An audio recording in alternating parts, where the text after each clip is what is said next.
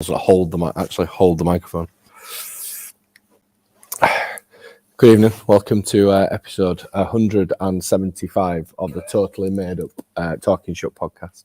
There's me and Mike. Good evening. Hi. Obviously, we were live on the real thing a minute ago, but it died. So we have had to improvise, adapt, and overcome like the true professionals that we are. Yeah. So the one person who's watching this now, because this is not the original stream, welcome to episode 175. There's me and Mike for now. Ben's just over there trying to mend the old shit. And so we'll get back going to what we were talking about. So anyway, welcome to episode 175 and Happy New Year to the 9 listeners who are now watching. Happy New Year all. Loads of stuff to talk about. Obviously, we're freelancing here. I feel a little bit like John Watson, to be honest. Yeah. Or what they call other pundits at the minute. Who does it with Gary Neville? What they call it? Martin Tyler. I feel like Martin Tyler. Sounds better. Yeah, it does, because we've improvised. We've got this little microphone here. Anyway, welcome to episode 175. We do apologise for the gremlins in the system, which we weren't expecting at all. We do test this stuff before we start. I know that might be hard to believe, but it's very true. Anyway, episode 175. Terrible start to 2022, but we've got a bit of football to talk about. Not as much as we were supposed to talk about, because COVID got in the way, so we didn't get to see it all. But did you have a good Christmas, Mike? I did, yes. Thank you very much. It was good. Nice to get away, relax, recharge. Yeah, and come back to this. So yeah, come back to this. Yeah.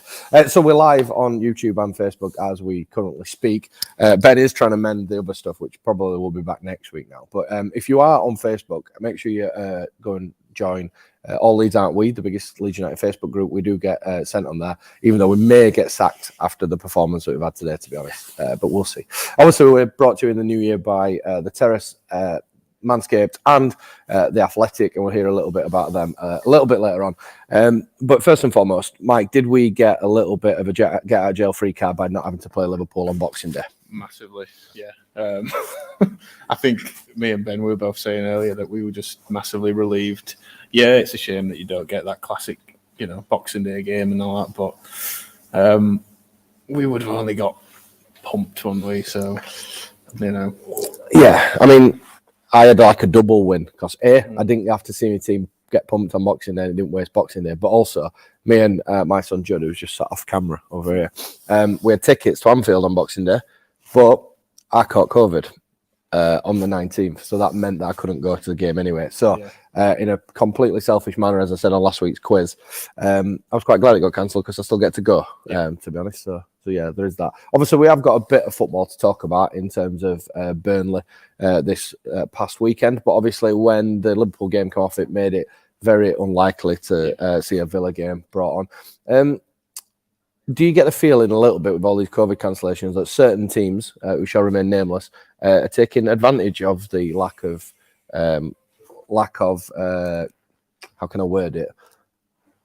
Lack of COVID issues, if that makes sense. There was teams that were definitely using their stamps. We've had to make do with our youth squad and our under-23s and everyone.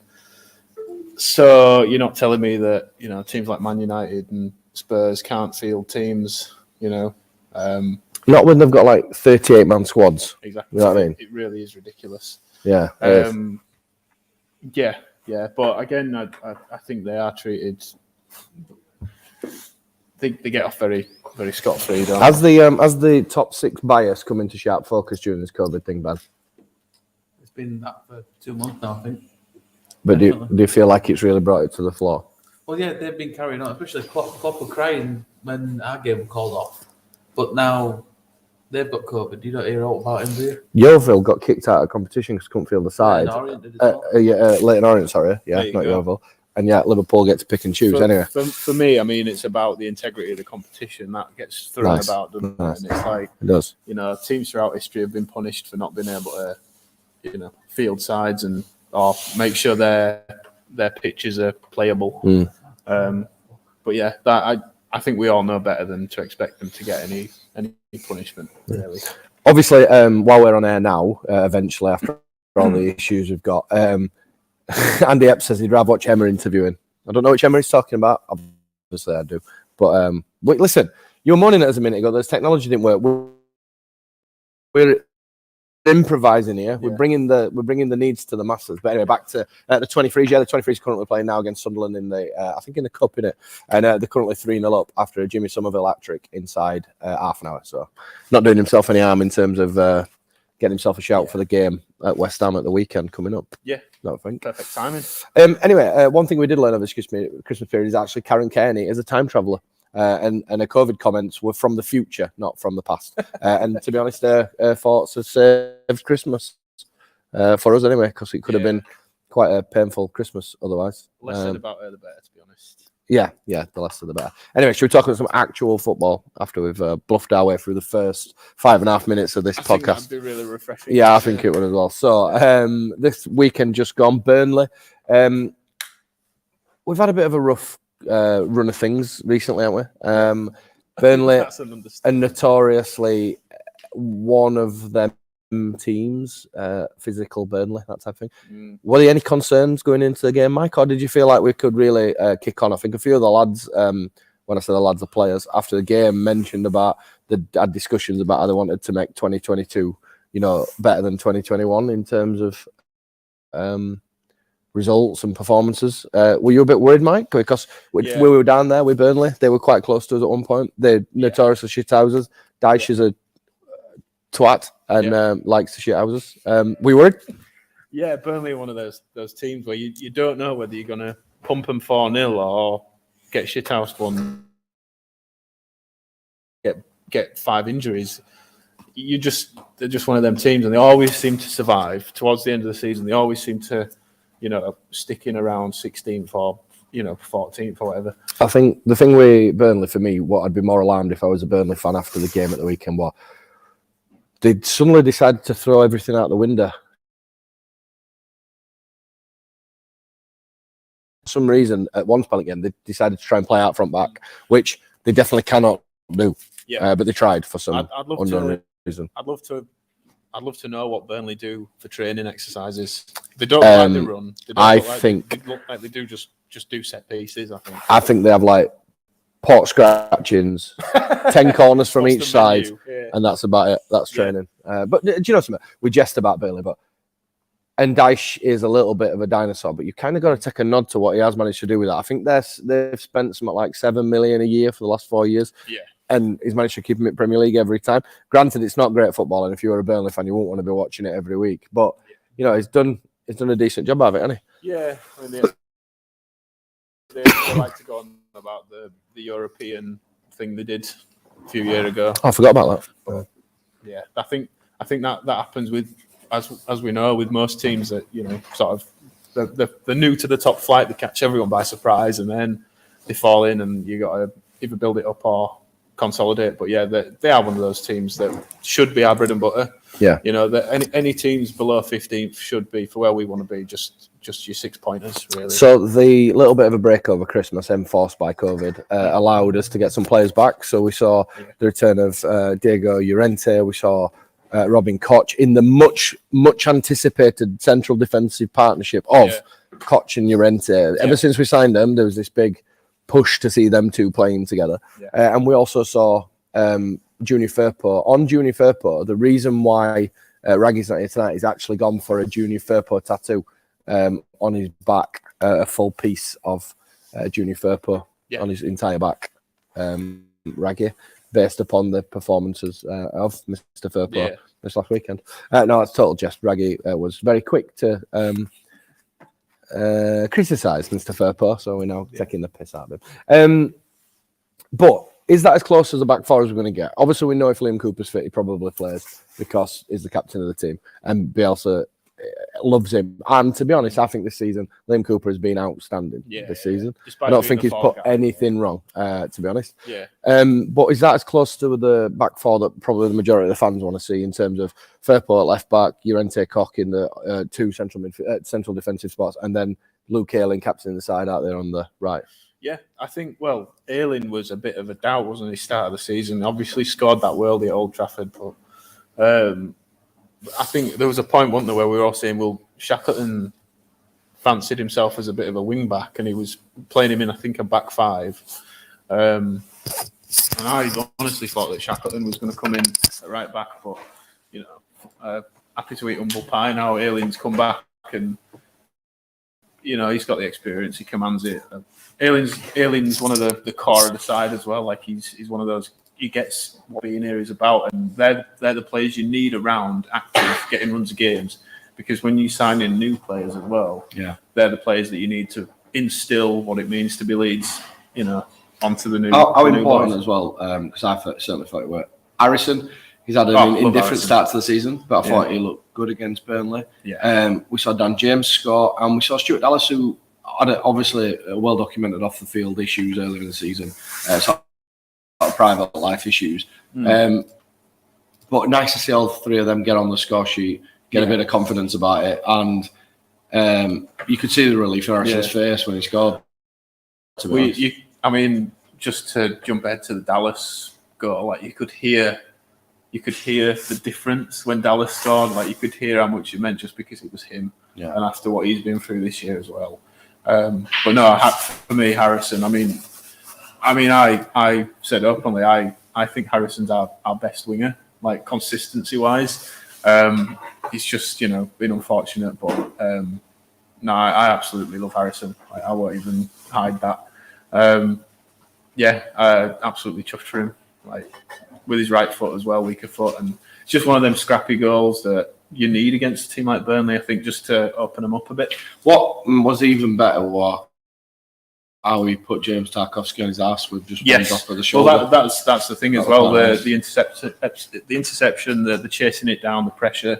It's what we've missed. And the thing is though, that were at the bit when Burnley decided that they wanted to play out from back, which is not. It's very anti-Burnley, but for some reason they decided. I think they're going to play out from back now. Yeah, they definitely did that against some managers. I mean, it was mentioned on Match of Day. I think Alan Shearer mentioned it. Tarkowski tries a little like jinked pass. Yeah. And I don't know why it's not even on, but he tries it anyway. But anyway, I'm not going to complain about it. We're trying something. We're trying. Are you on? I think so. You sure? Let's give it a test. Can you hear stuff? How are we now? Can you hear us now? Oh, it sounds erratic. Still sounds bad. Yeah. Can you hear it from there? Hello? Yeah, it sounds terrible. Yeah.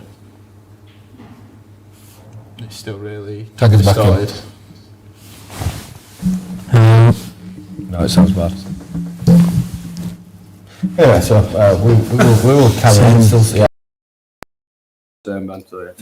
Looks like we're going to have to freelance for this for the remainder of the show while we find out what's happening. So hopefully this is back. Back to the Burnley game then. At Elland Road. Tyler Roberts. We've discussed Tyler Roberts at length on this podcast quite a few times. And I'd like to think that we have got the balance on this pod of being able to give constructive criticism, but give them a sort of a leg up when it's deserved. Now, I thought his overall play against Burnley was very good. However, his finishing was woeful, is the best way to put it. It's the thing, like, you can play as many, you know, you can be comfortable on the ball and you can be a playmaker all you want, but when you're playing as a number 9 for Leeds United, you're going to get judged on goals. And he ain't getting them. He's not clinical enough. After Joffrey comes on and you see the reaction from the crowd and you see his influence he had on the game, which was he bullied Tarkowski and then he sets James up for the third goal, the one that puts it to bed really. He's not in the 23s tonight. We play West Ham in the double header of West Ham games this weekend and the following weekend. Do we see Tyler Roberts back in the 10 and Joffrey up front this Sunday against West Ham? Hopefully. I mean, the big thing is always the loyalty, isn't it, of Bielsa?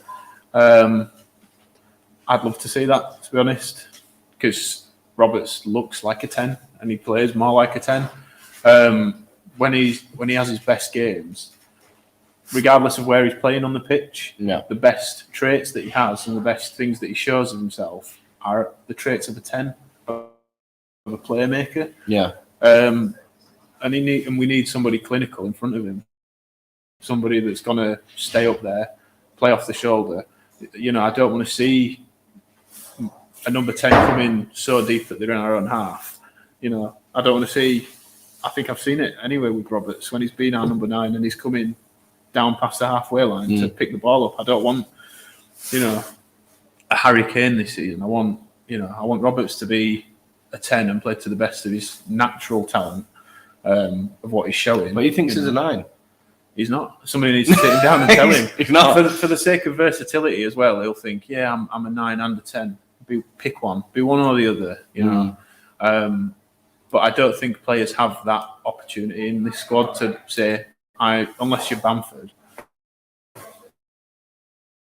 I don't think any player in this squad can sit there and go, I'm a 9, because you'll have to play 2 positions. Yeah. But no, without a doubt, I mean, Gelhart's shown it as well. His first goal was against Chelsea, and a good goal as well, a poacher's goal. Not talking a tapping back post, sorry. Yeah, it's like, to score for anyone to score against Chelsea this season is a mean feat, and against Mendy in goal, who's a beast. Did you have a panic when Maxwell Cornet scores that free kick? First and foremost, I want to break the mould a little bit. Yeah, I do actually think it's a free kick to Burnley. The actual Cornet Llorente coming together. Yeah. However, I do think we have the right to feel aggrieved for about 30 seconds. Before that, it's a Leeds free kick. Yeah. Before that phase of play. But the thing that happens with Llorente is he gets into that tangle with you, and then as he falls on the floor, he throws his legs around. So he kind of loses the physical or tries too hard to get the free kick and then ends up taking him out. And as soon as you take him out like that, it's always going to be a free kick the other way. Defensive discipline has been so bad for us, hasn't it? Like, we've been staunch defenders of Llorente as well. We do love Llorente and what he brings to the squad, but there's been times when just so many silly challenges on the edge of the box, from shooting distance. And Mark Jones brings back up. Didn't Llorente get pulled back? I think it was he didn't get pulled back. Cornet has a grab at his arm, but Llorente is doing the same back. The issue for me is when Llorente decides then that he thinks that there's been enough pressure on him to go down, he then wraps his legs around and makes sure that he catches Cornet, kind of thing. Swings and roundabouts, you could have 50 people who would think one way, 50 people who are thinking other. But I do think Leeds should have had a free kick in the build-up to that. Ilan Melié's positioning, you're an ex-goalkeeper, right? This is the thing, like, from the angle that you obviously see on at the TV, same standard as Melié. Well, I think he's about 3 foot taller than me or something. And the rest. The thing is, from the angle where it's been filmed, you can kind of see from what Cornet is doing, he's obviously going to hit it round the wall. You see that, and Melié is just so, he's unsighted, but it's I also think he thinks that the person in the end of the wall is going to get their head on it. It's at like head height, and he doesn't get his head on it. Yeah. He doesn't. Okay, I was probably a bit hasty saying he ducks out of it, but he makes a very bad attempt at heading it away to the point there when by the time it's come over the wall, Melié sees it late and he can't react quick enough. So I think that Melié will be disappointed that he didn't save it. Yeah, but I think he'll also be disappointed that his wall let him down to a point. You know what I mean? But first and foremost, as a goalkeeper, you're reliant on yourself. Yeah. Your defenders are there and yes, everything like that. But if you're not doing your job, you can only blame yourself. You know what I mean? Like, it's all well and good him saying, "Oh, well, my wall should have got it." You, as a goalkeeper, you account for the last, line of defence, which is yourself. Yeah. And that's your job because nobody else is behind you. I think one good thing that came out of it though, in the run of form that we've had, is we didn't fall to pieces. Yes. Because I'll be honest, at one of piece I thought, God, we might be in trouble here. Yeah. As in they were in the ascendancy a little bit. Cornet came in on, kind of gave us a bit of an issue. Not massively. I don't think he massively influenced the game. We just didn't really know what to do with him for a bit. Yeah. And it was like that bit of adaptation type thing, wasn't it? I think he was always going to put a show on as well. I was saying to Ben on the way over, like, I think he's come to Burnley because he wants a foot in England, basically. Well, that's it, and he can be a big fish in a small pond. Yeah, and he was always going to put a show on.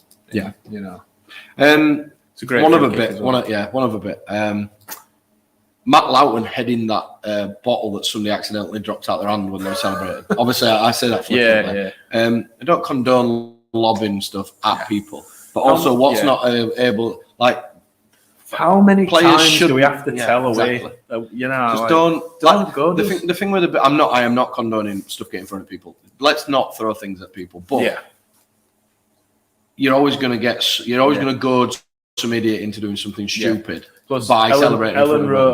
Ellen Road is not some homogenised Premier League stadium. No, but my other little moan, I can't remember who the ref were, to be honest, but my little moan about the ref is Cornet gets pulled away by the ref and his group, and he goes back to celebrate in front of the fans again. I'm sure in the letter of the law it says that that's a booking somewhere. Of course it is. We saw Rafinha get booked earlier in the season when he went into the crowd. I mean, you're good in the home fans for a start, but then what is it when you leaving field play? I was going to say leaving field play to be sick. Yeah, True story. Playing Sunday League. Went to be 6 and had 10 pints the night before. Left the pitch and the ref booked me for leaving the pitch without his permission. Well, it's all right. I just chunder all over the pitch, then, ref. Yeah, it's there's already dog turds and that on there. Anyway, Japanese are key to turd. Always wearing a Sunday morning. Anyway. But had a bit too much wet food. Yeah. Yeah, and also you got like contempt of the referee as well because he's been given a clear instruction and then he's gone back. So just to be clear, we don't condone people throwing stuff at players. Absolutely. But let's be a bit. Yeah. There's a very nice away section at Ellen Road where all the away fans sit. Yeah, and good numbers as well. Go celebrate up there. Yeah, go celebrate up there. It's all the seating's all from the 70s still, but it's a very nice area. Yeah, absolutely. So, all in all, if you look at it and look at the table now, 8 points clear of Burnley. Obviously, a couple of games in hands, knocking about and stuff like that. But they looked in a bit of trouble, didn't they? To be honest, they didn't do anything that Burnley normally do. Yeah, that surprised me most. That really was like they are in a dogfight, and the Burnley, so it's like a double-edged sword. Yeah. And I thought we were going to come out with injuries, and they were going to, just shithouse us, maybe 1-1 or something like that. But the fact that we first of all, we handled the occasion really well. Yeah, I thought we did. Yeah. Was the mental respite and the sort of the confidence that we needed as a team, to exhibit that. But yeah, Burnley just didn't have the bit between the teeth at all, didn't they? I was surprised. A few mentioned in dispatches. There was, I think, the official Leeds United app gave the man of the match to Junior Firpo. That is wrong.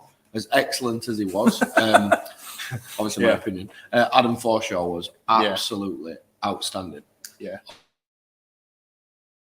On the game, absolutely. Yes, Junior Firpo was very good, probably his best game for Leeds. Well, he nutmegged somebody, so that gets you straight up there. But if you look at from a player who helped out the defence, linked the player, was literally everywhere, took the pressure off when needed be, dictated the tempo, won his tackles, won his 50-50, put himself a bar, did all the crap stuff that you probably don't appreciate. Adam Forshaw was outstanding. But Firpo sends bloody Tarkowski for a hot dog. For a hot dog, Which is going some because with them lugs, he can't turn very fast anyway because of wind drag. Yeah, but he can put brakes on.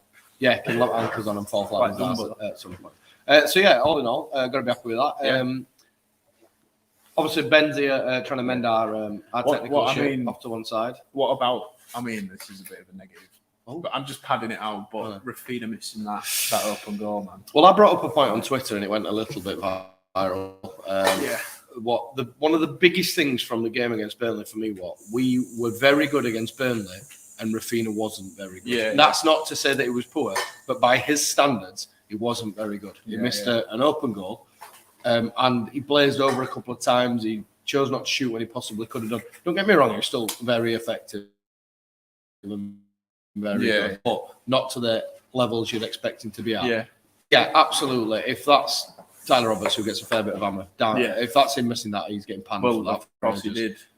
Which misses the end. Gets a bit of panning for that, but this is why I always say about Rafinha, man. Like we make him out to be this £100 million player, and he's he's Brazilian. He's Brazilian. Not yet. Yeah, he will be. But it's like it gives me great comfort, and I like letting people know that he's not just going to fly away from Leeds because he's actually not.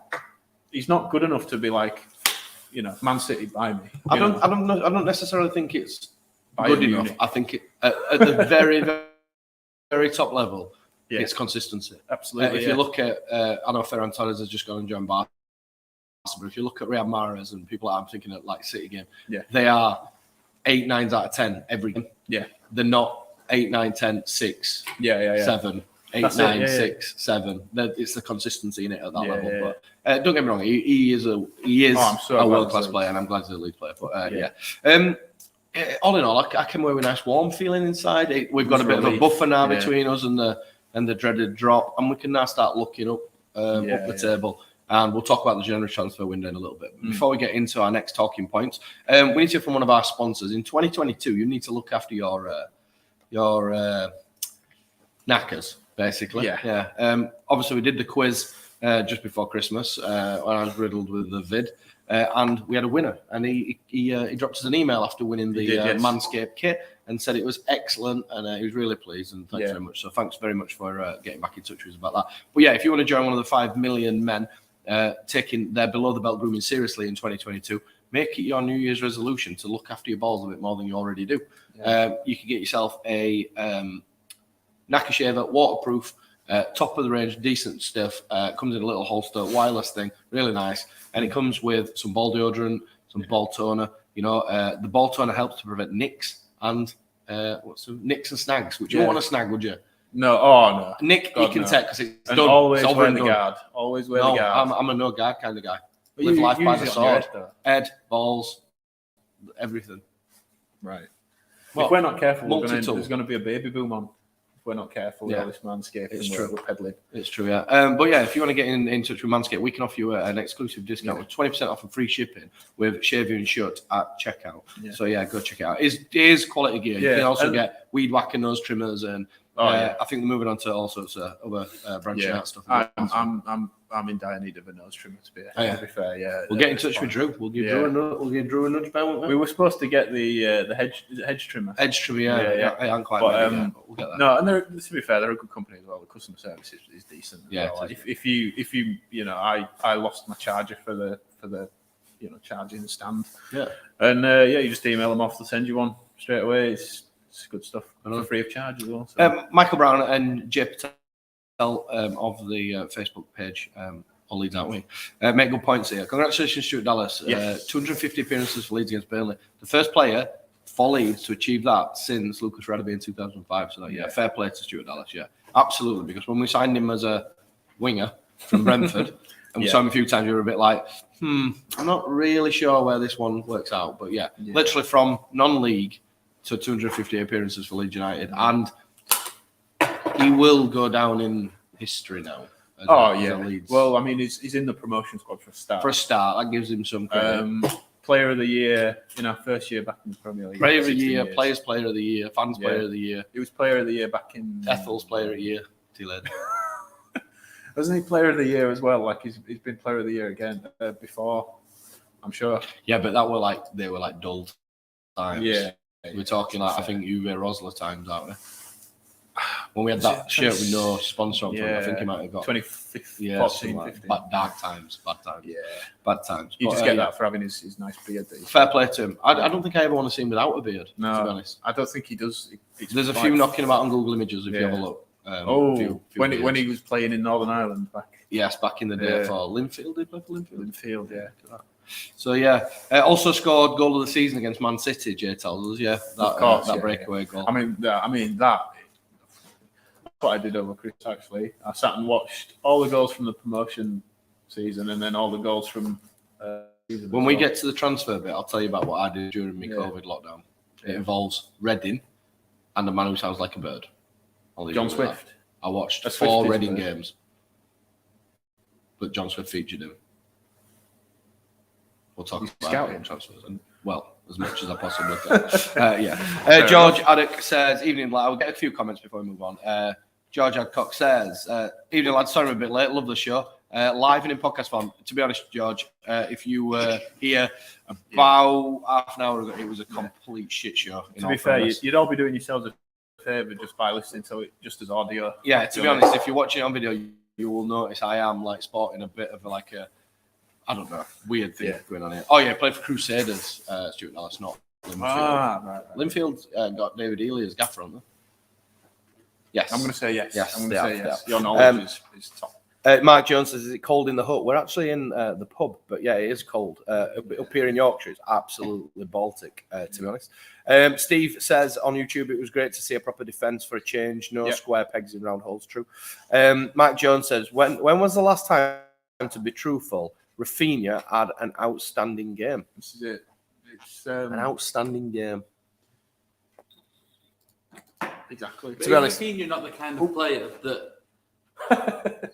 He's live. He's live, I tell you. We have gained from him sort of dragging us through games at times.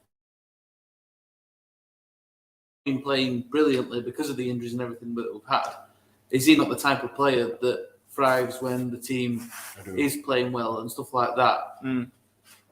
And yeah, I think it's hard to sort of, all right, he's not had a good game for the last couple of games. Yeah. He's won his games as well. Yeah. So there's no argument, is there? No, I agree. It is a team sport at the end of the day. Jason Taylor says, Aylin's comment, go on. I can't do that. I missed that bit, to be honest. Simon Reeves says, easily Firpo's best game, but 4 shows absolutely everywhere. Yeah. Alan Chandler giving a bit of stick to Melee. Kicks this season has been poor. Yeah. Fantastic all the time. It didn't apart from... It looked like he was still apart from his fucking distribution with his feet this year. It is absolutely honking.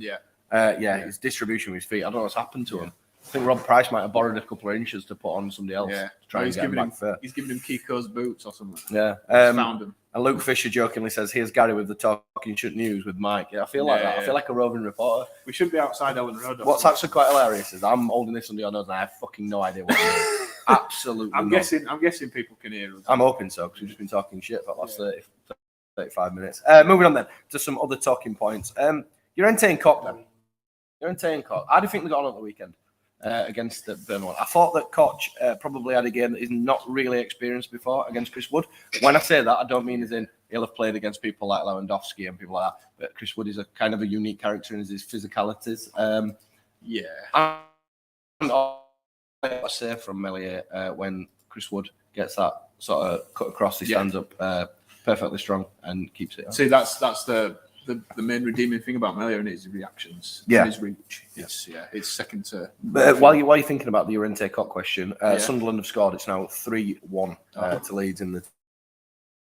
So Koch Llorente. Then obviously there's an opportunity for that partnership to thrive ever so slightly because of Liam Cooper being out till around March. It's been mentioned. That's crap because he'll miss out on the Scotland. He'll miss out on as well. Scotland, but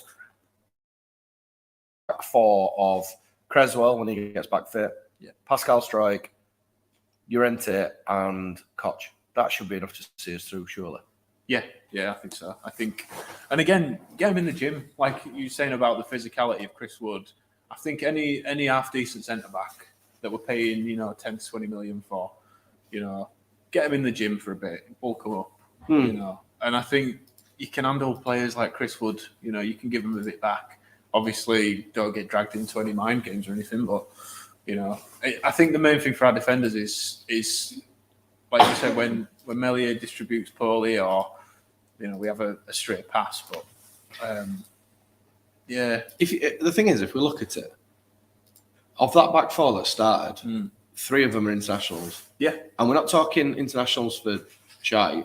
We're talking German, Spanish. Yeah. And I think Firpo's had appearances for Spain as well, hasn't he? At sort of youth level. I don't know if he's had a senior appearance, but he's definitely had some at youth level for sure. So, should be all right. With the World Cup coming up as well, I think they'll have extra intent to, second half of the season, push on and get themselves into those squads. I think Rodrigo's another one that I think he needs. I want to bring Rodrigo up in transfer tavern. Okay, we'll leave it. But all I was going to say was I think he's a player that needs that level. I think he needs to be exposed to that level. We've seen Rafinha when he goes to Brazil. I think Rafinha when he's playing for Brazil, he lights up that entire team, doesn't he? I think I don't want to do anybody a disservice here, but being a Brazilian and playing for Brazil is an absolutely monumentally massive thing. We're talking like pinnacles of careers for Brazilian players to represent Brazil. So where maybe in the modern day it's not really the same for some other nations. Yeah, I would I think say, that's if I'm fair. being a little bit further. In other news, then, we've already discussed Stuart Dallas getting 250 appearances. We've already talked about Jack Harrison being back on form, looking very effective. Obviously, came off. We saw Dan James come on and he scores that header from being the smallest man on the pitch. He scores that header. It's all in the cross. It's all in the That cross delivery, is innit? ridiculous. It's just lofted over the two. On the cross, Phil Hayes wrote an article today in The Athletic about Joseph Gelhardt and about his style of play. He's got some quotes in there from previous coaches at Wigan in terms of that. He says off the pitch he respects everybody, on the pitch he respects nobody, which is a great attitude to have. Yeah. But for a kid who's 19, to get that rousing ovation from Ellen Road just by being shouted back to the dugout, and then to come on and set Dan James up with that peach. Well, I mean, I don't want to dig out Roberts again, but what's Roberts got this season? 2 goals, 1 assist. 1 goal, isn't it? Is it 1 goal and like 2 assists? Oh no, he got a goal against Brentford. Yeah, but like Gelhardt's looking at matching Roberts and then exceeding him in like. I think Roberts needs like 3 times the games Gelhardt does to get the same numbers. I think Gelhardt's showing that, and we know with the crowd as well. With the crowd at Ellen Road, it's a 2-way thing. If you give your all and you direct, and the crowd will pay you back, and we're seeing that's exactly what's happening. You know, it's he may as well be from Leeds. You know, the reaction he's getting. White Peacock Andy on YouTube just said that Firpo's played 4 times for Spain under 21s, so he has had some international experience at a top level youth setup. Yeah, but again, Ben made the point that he was behind. Is it Alonso? No, Alba. Alba, yeah, Jordi like Alba. Potentially the best Spanish left back of all time. Ever, yeah. So. Jay Patel says Joffrey's cross phenomenal, and he's achieved more than Rooney did in his first 300 minutes of Premier Football. Interesting. Yeah. I've not seen that stat, to be fair. But if you want to catch Phil's article on Joffrey in The Athletic, we can offer you a 50% discount on an annual subscription at The Athletic. Some great articles on there, not just Phil, although Phil is obviously they released the one Mac about, Daddy. They released the one about Pablo today, didn't they?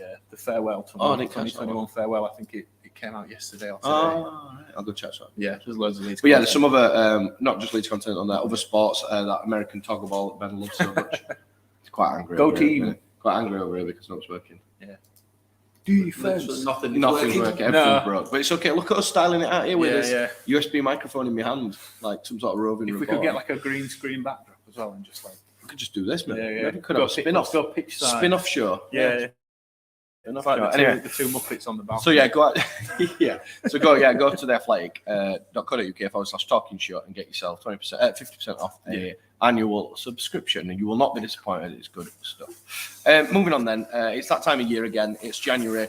It's when all the prepubescent teenagers who are off school because Boris has shut them down make up transfer rumours in their bedroom and pass them on as being reality. Yeah. So a couple of names that we've been linked with just in the last few days. Boubacar Kamara, Marseille.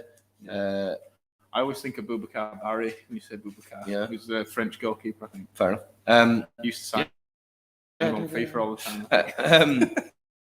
Holding midfielder can play as sort of 4-6, and I think he has played as an 8 as well. 22 years old, much lauded after. Scummers are interested, Roma are interested, but Roma have just signed Ashley Maitland-Niles, who can play anywhere, the Swiss Army knife.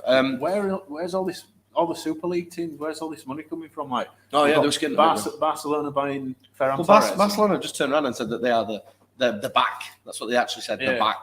We're back into the big. Catalan despot has bailed them out. But as Mark Jones says, he thinks that the Kamara deal will happen. If it's what we're looking at, cover for Calvin, who's going to be out for quite a long time. But you know what? I think Ben over here is getting quite angry with the tech. Made the point on Twitter as well that we actually do need someone to come in and push Calvin. Calvin you can is sense the complacency. Calvin is a god, and we'd never want him to leave Leeds, but we do need competition for places because that's where you get the best out of people when you get competition. I was saying to Ben that like Calvin's shown that he can rise to any challenge. So he needs And the other flip side of me too. Kamara, if Kamara was to come in, means that Calvin can play a bit further forward like he has done for England as well. Yeah. And suddenly, like the midfield, Suddenly we've got a double pivot. Not, we're definitely never having a double pivot, but suddenly we've got options where players can play in different positions. So if Firpo goes out and Stewie Dallas is having to play at left back, we can accommodate that with another sort of world-class player.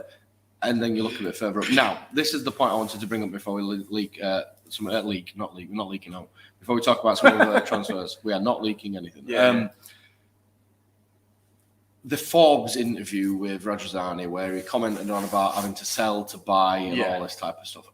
Reality, then everybody's getting panicked about Rafinha being sold in this transfer window in the winter. No chance. Yeah, Leeds would be foolish to sell him. That came out over the Christmas break, didn't it? The whole Barcelona, Bayern Munich, sorry. For £42 million. And as soon as I saw that, I went, nope. So hear me out on this one. If what he's saying is we need to raise funds to buy players, okay? Currently, in the 9, if we look at the 9 position, we've got arguably Tyler Roberts. He thinks is 9. Well, this is the thing. Who do we sell to then buy and improve? This is what I'm coming at. Yeah, so sorry. In the 9 position, we've got Bamford, Gallard, Roberts, Rodrigo. Yeah. In the 10, we've got Klitsch. You know, not the 10, but you know what I mean. We've got Klitsch. We've got Forshaw's played there before. Yeah. We've got Rodrigo. We've got Tyler Roberts. We've got Joffrey who can play in there. 5 players. I think that if Leeds are going to cash in on a saleable asset that doesn't damage the team, it's Rodrigo. Yeah. Not because I think he's a bad player. I think he's an excellent player. I just think it might be wrong club at wrong time. Yeah. To be honest. And the age he's at, his price is only going to go down. Exactly. At 29, as an attacking player, you need to be doing what Son's doing, or what you need to be at the peak of your game. So hear me out on this one as well. Again, this is all just joining dots. Barcelona were interested in him last transfer window. Came in looking for a loan. Leeds fobbed him off. Rodrigo said he was happy to stay. Yeah. Barcelona just signed Fernando Torres, but then had a little tickle with Edison Cavani as well. So that indicates that they're still after a striker. Yeah. If we could get 15 million for Rodrigo from Barcelona, which then buys you a Kamara type player and maybe a loan in that position, would selling Rodrigo right now harm us as a team? No. Ben? No, you're right. Yes. Yes, you're mean yes. Well, Bamford's not fit. Yeah. I guess, Rodrigo's out injured now. But I don't think Rodrigo's had a fair crack of the whip. No, I'm totally on board with it. I'm purely thinking from a business point of view. That's what I don't want us to sell Rodrigo. Let me just be clear about this.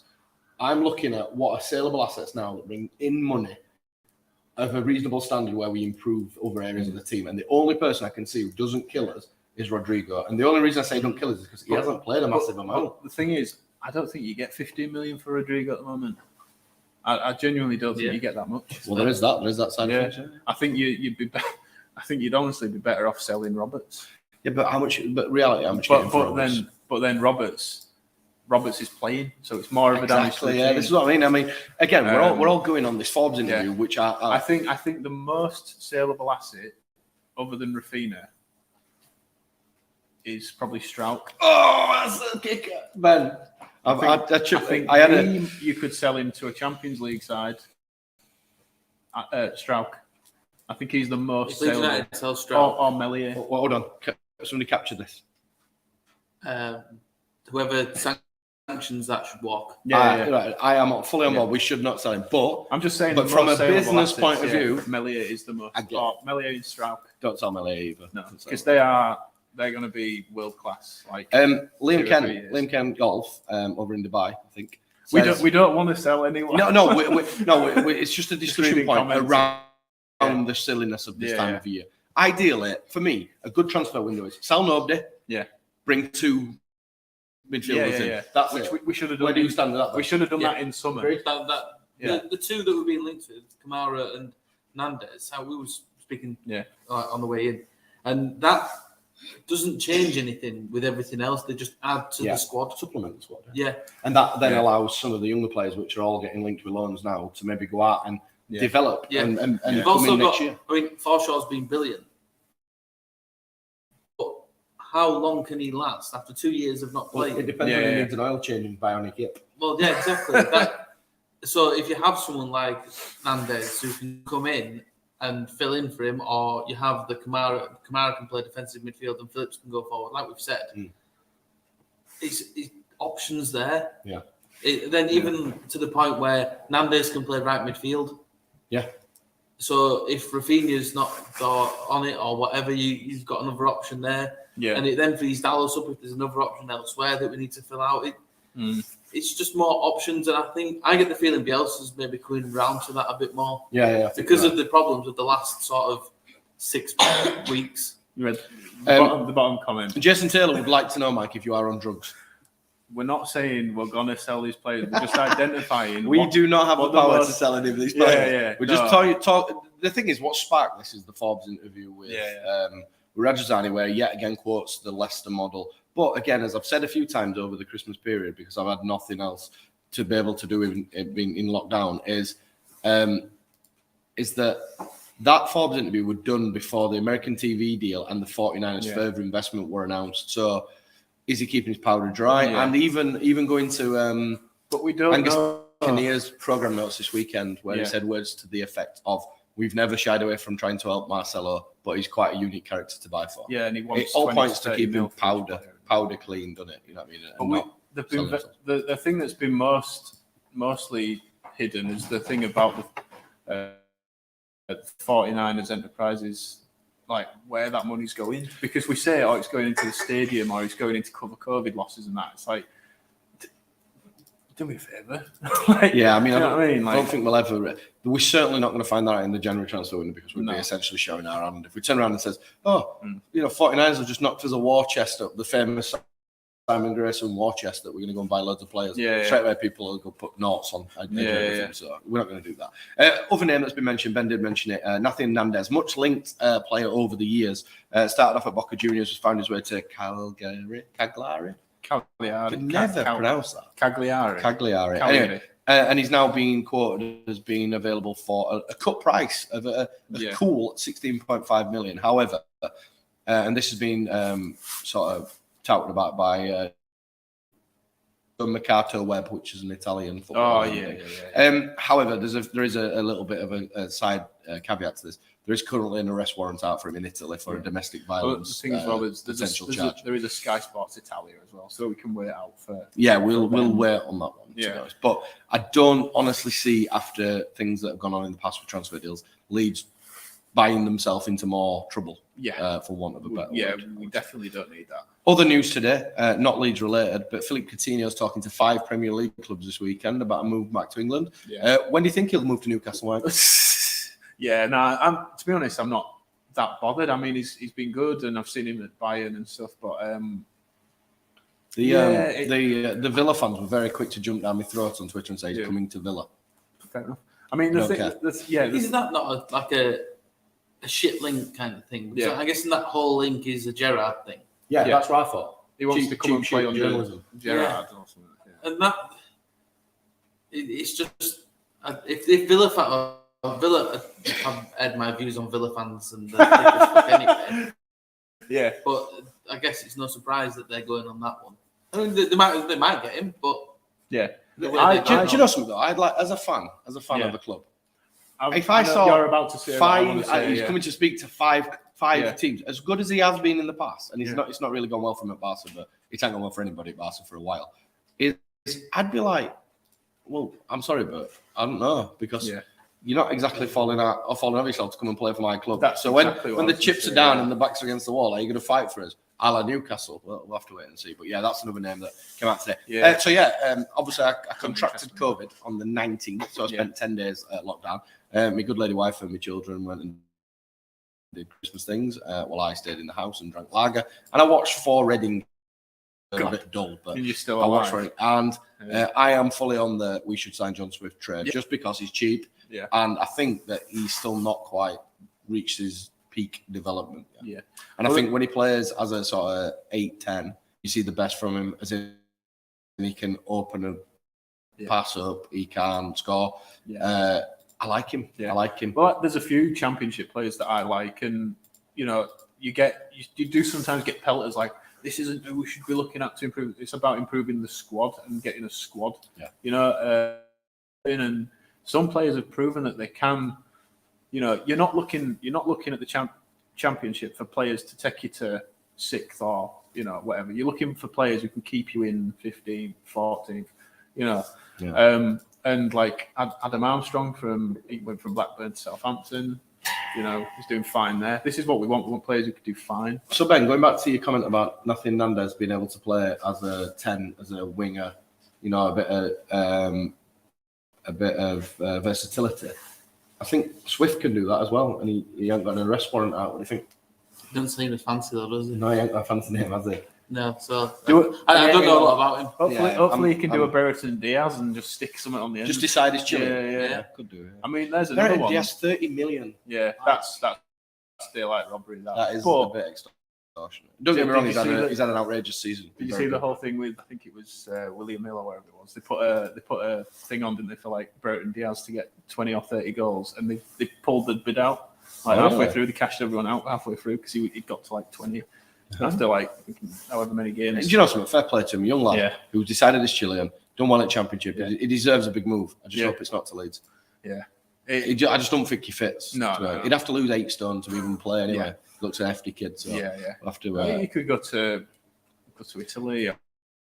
By sounds of it, he might go to Brighton. He could certainly go somewhere nicer than Blackburn. Having been to Brighton this year, that's not the place. No. But he could certainly go somewhere nicer than, but 30 million for him. No. 30 million's a lot of cash in it. They may as well just get him to sign a 5-year deal. But saying that, it's that Championship to Premier League tax in it, essentially. Yeah. If you sign some, like, would it Bournemouth who went and signed Dominic Solanke for like 30 million from Liverpool? Yeah.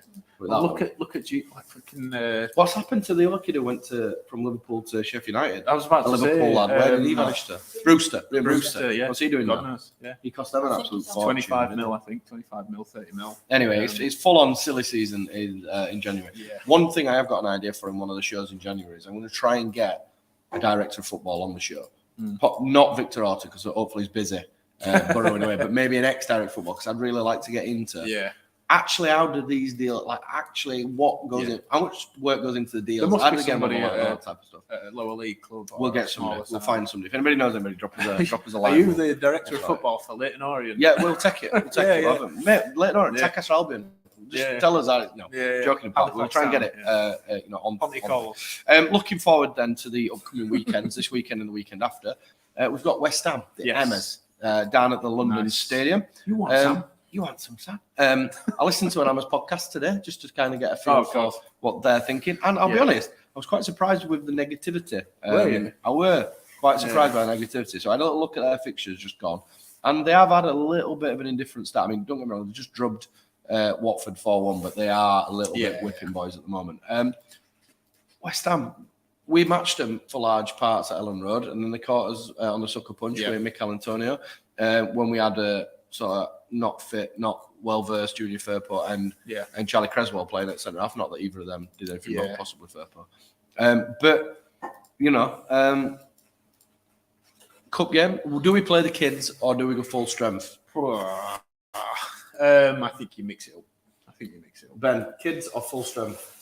Because there's a good 7 days difference between games, I'm going full strength. You're full strength. I think it's better, as we've won against Burnley, to get some first team players playing some games where we've not had a full side. It's better to get them playing together. Yeah, I can see the idea of playing the youth and sort of bowing out because we don't really need the competition. But I think it's same in the ways that if we lose, we lose. It doesn't really matter. But if first team players are playing together and doing that, sort of getting used to each other again because they've all been out injured, I think that's better. Well, West Ham are in Europe apparently as well, so it'll depend where their priorities are. It's getting a bit nippy bum time in the 23s game as it's now 3-2. Oh, done it a bit this year. 23s throw games away when they're in uncomfortable positions. Yeah. Patrick Bamford don't feature for the 23s tonight, which we thought he might do. Yeah. So does he start against West Ham at the weekend? Yeah, why not? If it was the other way around, Your league first. I'd play Bamford. Because he's not, I think Joffrey deserves a run out.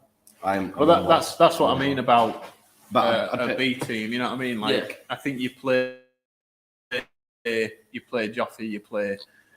Plus, one thing we have Cresswell. I'll do half of that. Tyler Roberts come off injured at weekend. Looked like he's done his essentially Bamford or Joffrey up front, regardless of how it goes. Maybe that's why he hasn't featured at all tonight, Bamford, because he's going to start out on against West Ham.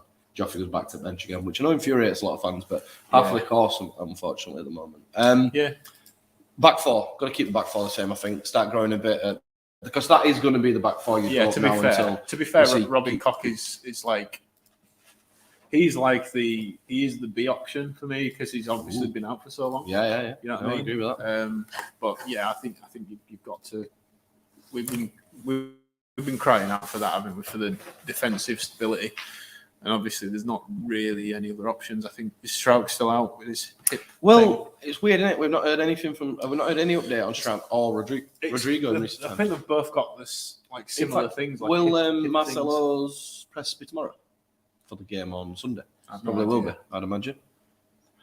Friday. Friday. Rogan report Friday.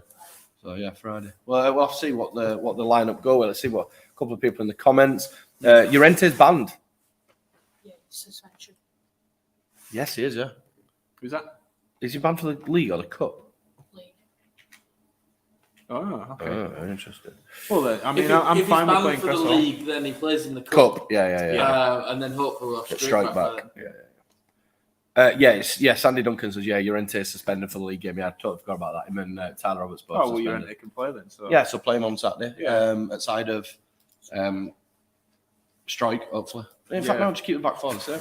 Yeah. I mean, I really like Llorente and Strike, but you got two left-footed centre backs there, and it's you want. Well, you are right but, and left.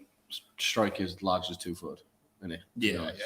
I'll have to wait and see on that one. Are we bothered really about the result of the weekend? I think I'd like us to win. Obviously, I'd like us to win anyway, but I'd like us to get a bit more confidence. I want us to win more for the fact that it gives us momentum in the league. Well, I want us to win because essentially we do the same the week after. We go down and play the same team at the same time, and it'll be a real shot in the arm to have them beating them already once down there to go and do it again. Yeah. Simon Reeves, how do you guys feel referencing the amount of left-footers we have in the team? It's weird, isn't it?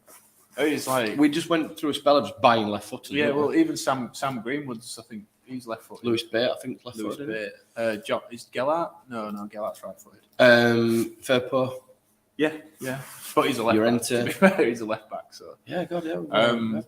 It is lots of them. Yeah. In other left-footed news, Alan Sheehan retired this week. Former Leeds United left back, retired from football at the age of I think 38, 39. So fair play to him. Long career. Good luck to him and whatever he decides to do.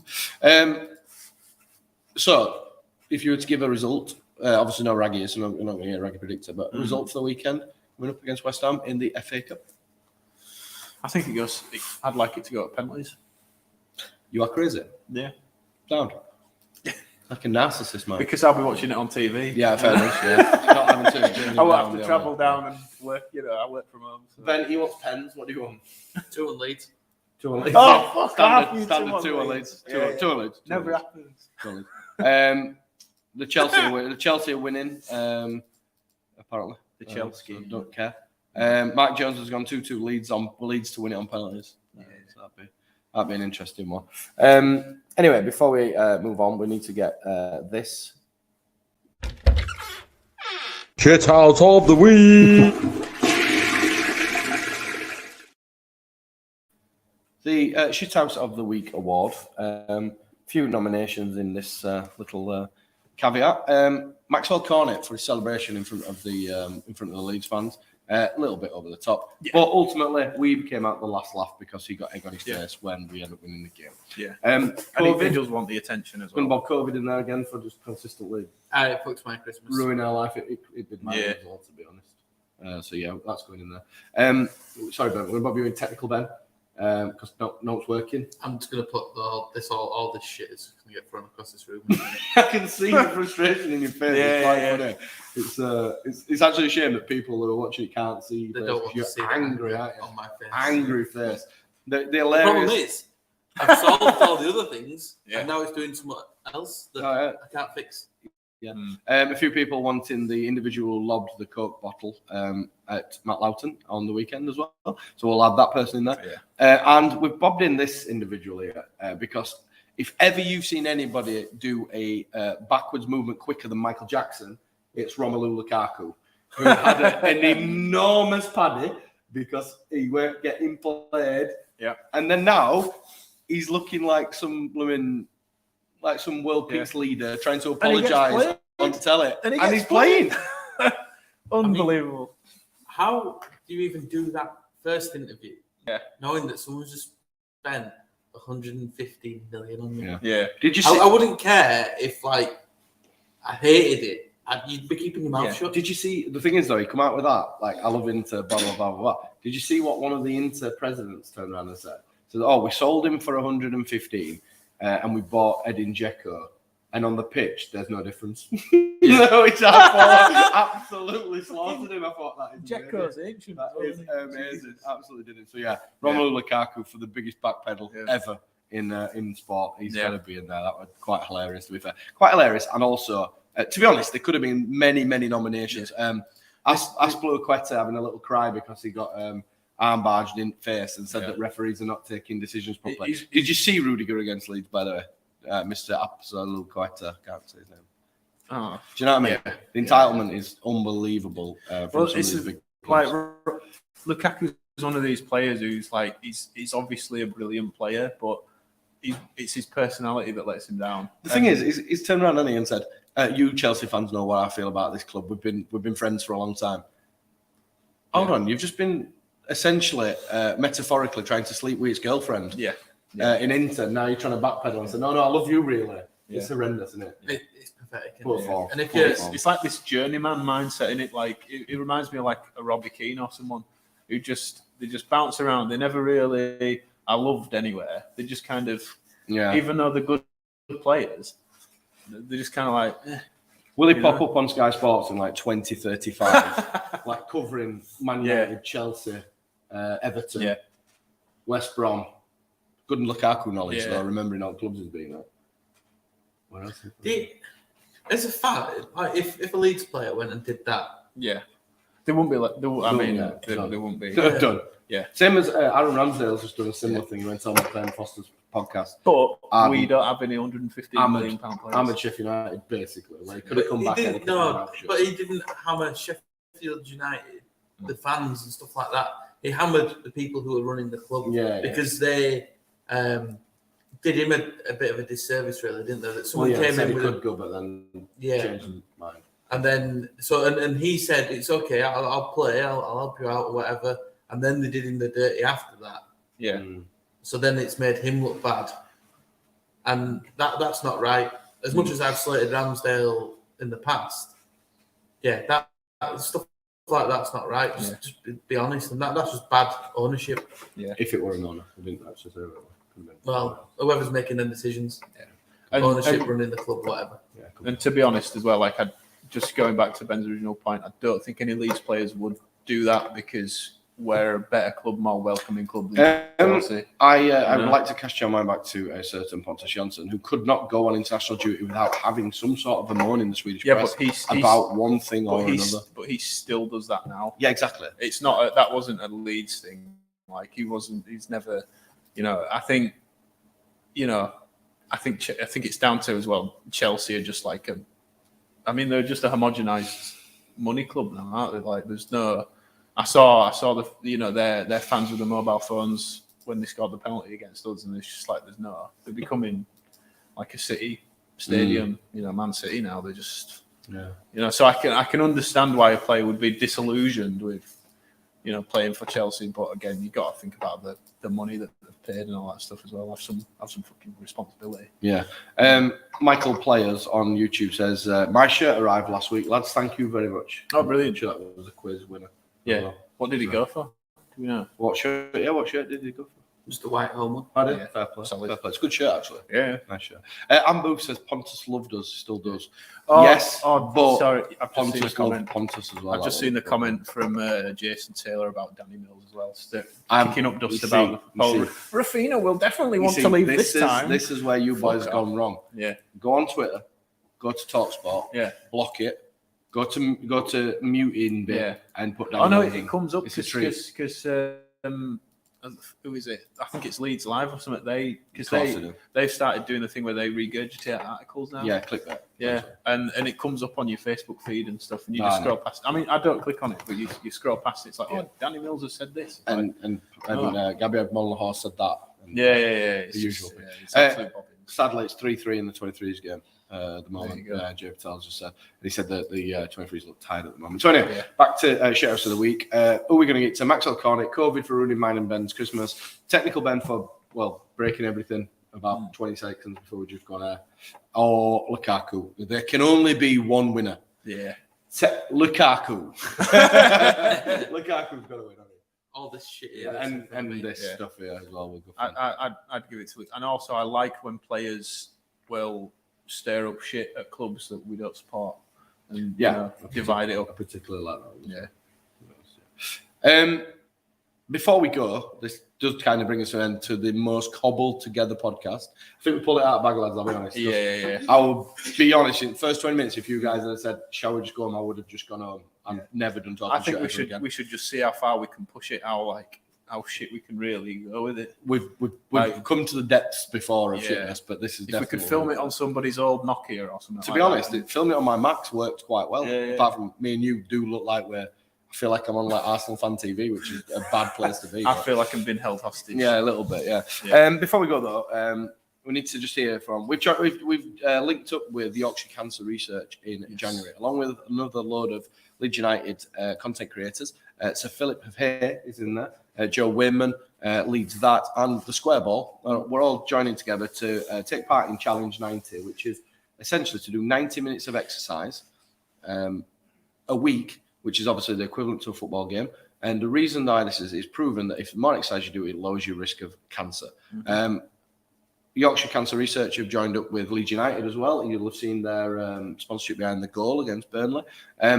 So if you want to get involved, go to the Leeds Cancer Research website and go into the Challenge 19. You can sign up to take part. We're all taking part. Mm-hmm. Have you done any exercise this week, Mike? It's still only Wednesday. You've got Thursday and Friday. I can go to the gym. Gym. That's fine. Yeah. Doing 90 minutes in the gym. Ben bench pressing the roadcaster in a bit. Is that what it'll be? A shot put. Did you drop it on the floor? Yeah. I'll hammer through it. But yeah, all joking apart, we will be taking part in Challenge 90. Yorkshire Cancer Research is a charity quite close to all our hearts.